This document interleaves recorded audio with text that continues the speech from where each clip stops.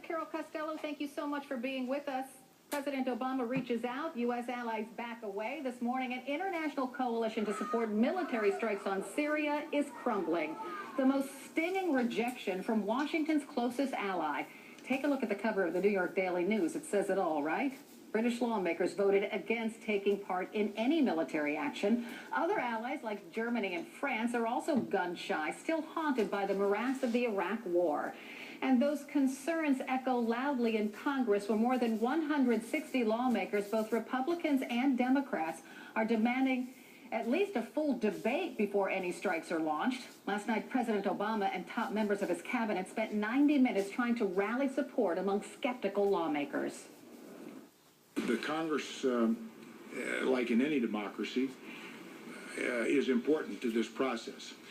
Their views are critically important. There are many members of the Congress who are very experienced leaders.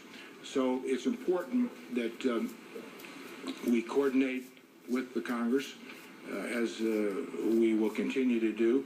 We reach out to get their thoughts on this issue. We will continue to do that.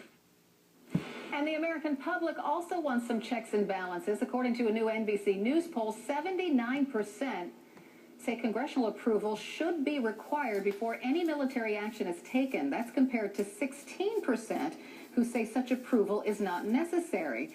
And we've learned the Obama administration, will release declassified intelligence on what we've learned about the Assad government and the alleged chemical weapons attack last week. Our senior White House correspondent Jim Acosta has more on that side of the story. Good morning, Jim.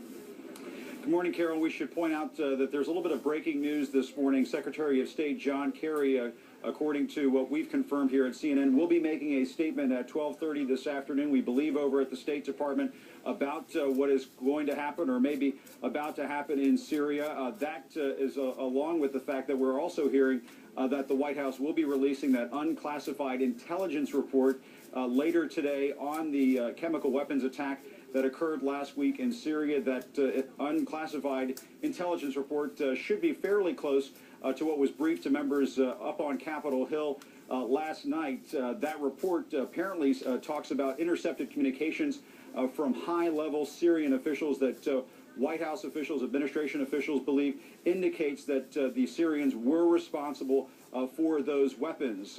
Now, we should also point out that you mentioned some of the international cooperation that may be falling by the wayside, most notably that vote in British Parliament yesterday.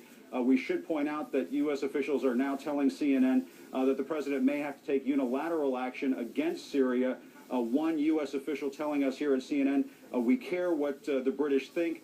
We value the process, but we're going to make the decision that we need to make. But Carol, really the breaking news at this point is that we do expect to hear from Secretary of State John Kerry at 12:30 this afternoon, we believe, over at the State Department, talking about potentially this case for military action against Syria. The White House, though, cautions the president has not made a final decision yet. Well, why won't we hear from the president?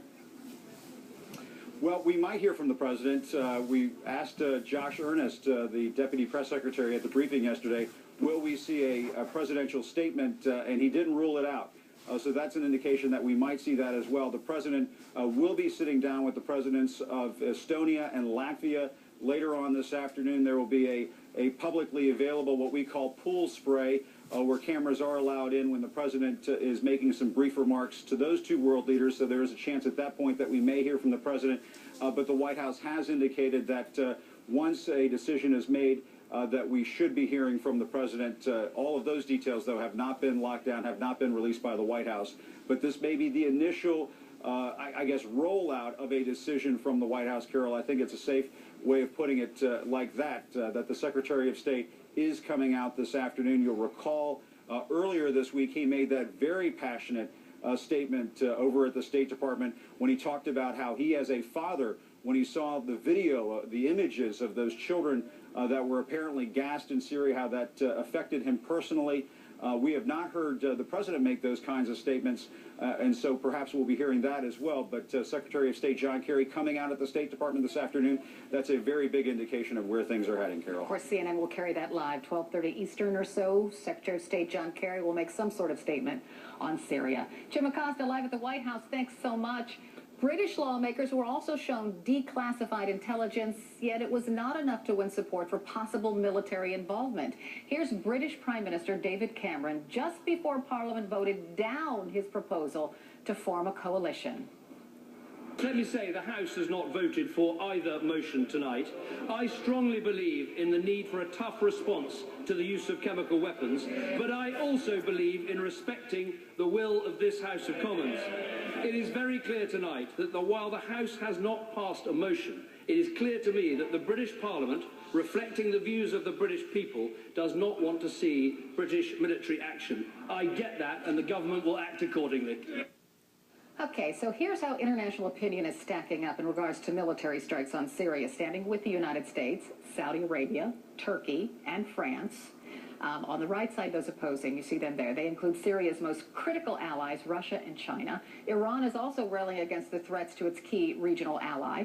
The UK, as you just saw, will not take part in any military action. And Germany's foreign minister says at this time it's not even considering taking part.